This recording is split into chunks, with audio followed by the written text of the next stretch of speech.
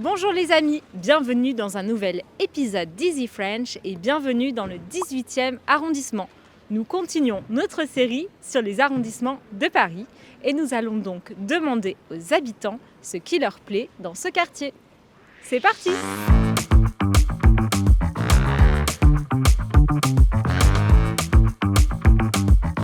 Est-ce que vous habitez dans le 18e? Oui. Ça vous plaît? Oui, j'adore. Qu'est-ce qui vous plaît dans cet arrondissement? Je trouve que c'est un arrondissement qui est vivant.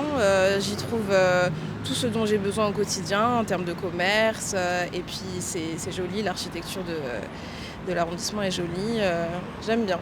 Est-ce que vous habitez dans le 18e? Alors non, j'habite pas dans le 18e, j'y viens régulièrement pour le travail, mais je n'habite pas sur place, mais c'est un quartier que j'aime beaucoup. Qu'est-ce que vous aimez dans le 18e? Alors ce que j'aime, c'est à la fois, parce que c'est un quartier à la fois vivant, historique, où il y a à la fois, en termes de population, tout type de personnes. Donc c'est accessible encore, il y a des beaux immeubles, il y a des très belles boutiques et des restos sympas de quartier. Donc pour moi, c'est un vrai arrondissement de quartier avec une vie complète, donc j'aime beaucoup. Oui. Et vous aimez habiter là? Ça fait depuis que je suis né, donc oui, je m'y accommode très bien. Waouh! Et alors, qu'est-ce que vous aimez? Quels sont les lieux que vous fréquentez? Les cafés, les restaurants? Je dirais le Sacré-Cœur, Montmartre. Je trouve que c'est un espace dans Paris qui est un peu à part. Et je trouve que c'est toujours, on a l'impression de toujours redécouvrir un coin qu'on n'a pas vu à chaque fois qu'on y va. Donc, C'est pas trop touristique? ça l'est, mais c'est fait aussi son charme, je dirais. Non, j'habite dans le 20e arrondissement. Vous connaissez le 18e? Oui, j'y travaille. Qu'est-ce qui vous plaît dans ce quartier? La diversité, le côté village, la proximité des commerces et la présence de la butte Montmartre. Est-ce qu'il y a des cafés que vous aimez bien? Des restos, des boutiques?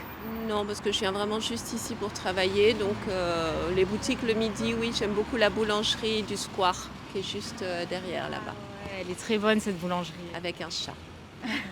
Il y a un chat dans cette boulangerie? Il y a un chat dans la boulangerie. Ouais. J'aime bien le 18e, moi j'ai grandi ici, de base à Porte-de-la-Chapelle. Là je me suis déplacé plus vers la mairie.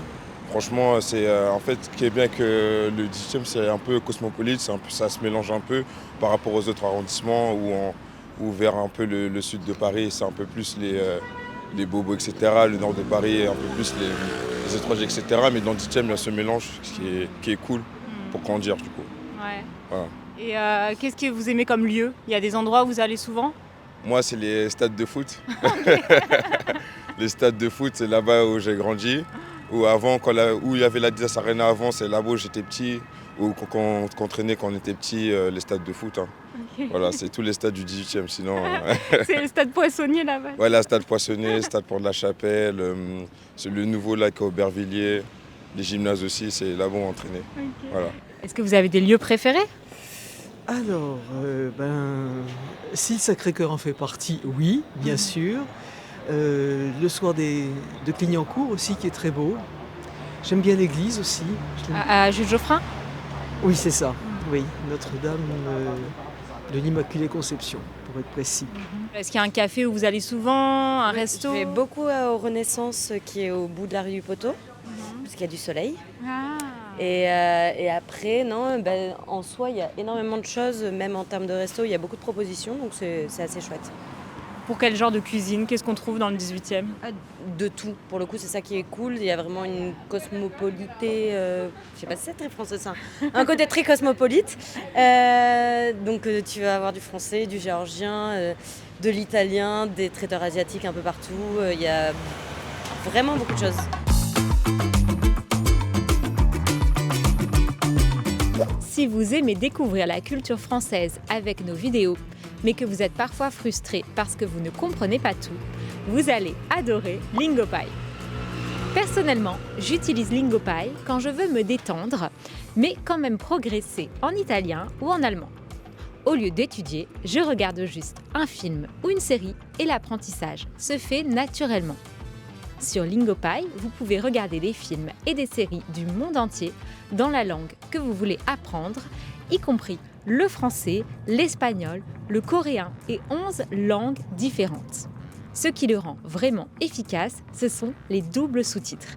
vous avez une ligne en français et une ligne dans votre langue maternelle. Et chaque mot est interactif. Vous pouvez cliquer dessus et en voir instantanément la traduction. Quand je vois un mot dont je veux me souvenir, je l'ajoute à ma liste de vocabulaire et plus tard, Lingopie le transforme en flashcards ou en petit quiz pour moi. Il y a aussi une option pour ralentir le dialogue, ce qui est parfait lorsqu'une phrase est trop rapide ou quand on veut comprendre vraiment une expression. Ce que j'adore, c'est que je n'ai jamais l'impression d'étudier. Vous profitez d'un contenu sympa, sans pression et petit à petit, vous commencez à comprendre de plus en plus. Si vous voulez tester Lingopie, vous trouverez le lien dans la description de cette vidéo. Vous pouvez le tester gratuitement pendant 7 jours et obtenir une réduction spéciale si vous décidez de continuer. Est-ce que vous avez des lieux préférés, des cafés, des bars Alors à côté de chez moi, en fait dans la même rue que chez moi, il y a une pizzeria qui pour moi est la meilleure pizzeria de tout Paris et qui s'appelle Jimmy Deux Fois. Et ils font vraiment des pizzas excellentes et j'adore aller manger là-bas. Voilà. Et dans les boulangeries, vous avez une boulangerie préférée? Il y a la Maison Lendemain, pas très loin d'ici, de la mairie, qui est très bonne aussi. Ouais. Et les boutiques, les magasins? Alors sur la rue du Poteau, il y a un concept store très sympa qui s'appelle Capsuline si je ne me trompe pas. Et ils ont des vêtements, des petits produits du quotidien, des tasses en céramique, des trucs très sympas. J'aime bien les concept stores en fait. On trouve toujours des petites curiosités comme ça, c'est intéressant. Et dans les bars, il y a un bar que vous aimez bien? J'avoue, il y en a plusieurs où je vais pas mal. Il va y avoir le Royal Custine où je vais pas mal, je vais aux Innocents, je vais à la Trinquante, je vais beaucoup dans ce coin-là. Voilà. Les Innocents, c'est le bar pas cher, c'est ça? Oui. Faut pas donner tous les tips. En fait, c'est un arrondissement qui propose énormément de restaurants pour tous les budgets. Il y a encore beaucoup de cafés, restaurants, non, ça franchement c'est un quartier très vivant, donc ça c'est vraiment très appréciable. Après c'est un quartier très contrasté, donc effectivement le quartier de Montmartre va être un quartier très favorisé, plutôt donc assez riche sur le plan du statut social. Et c'est vrai que du côté plus aux portes de la Chapelle, etc., oui, c'est un quartier très contrasté malheureusement, donc il faudrait, je ne sais pas comment résoudre ce problème, voilà. Et l'ambiance du 18e, vous décririez ça comment? Ça a pas mal changé, je trouve.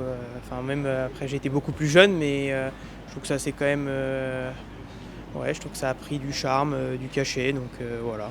Mais j'aime beaucoup le quartier parce qu'il est quand même très humain. En tout cas du côté de la mairie, enfin là, ce côté-là est très bien, j'aime beaucoup.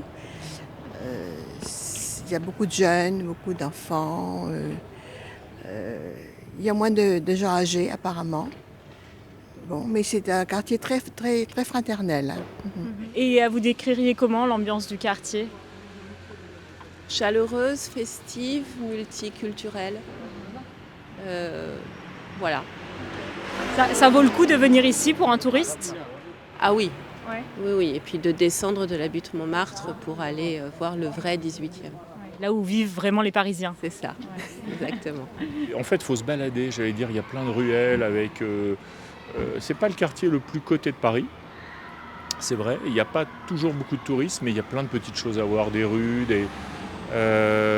faut se balader. J'allais dire, le meilleur moyen, c'est de prendre le sac à dos, d'aller se balader à pied. À pied, par exemple, en remontant vers la rue Colincourt. Il y a la petite montée d'escalier. Il y a plein de choses sympas à voir. Et est-ce que vous pensez que ça vaut le coup pour les touristes de venir dans le 18e? Ouais, bien sûr, avec Montmartre.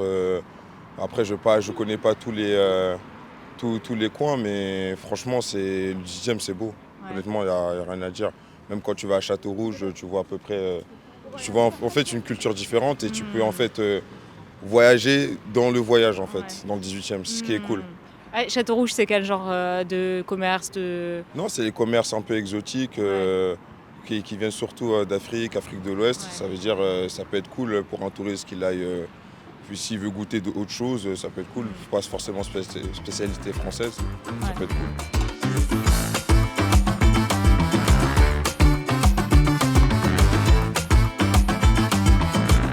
Merci les amis d'avoir regardé notre épisode.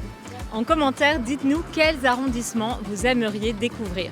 N'oubliez pas de liker cette vidéo et de vous abonner à notre chaîne. À bientôt!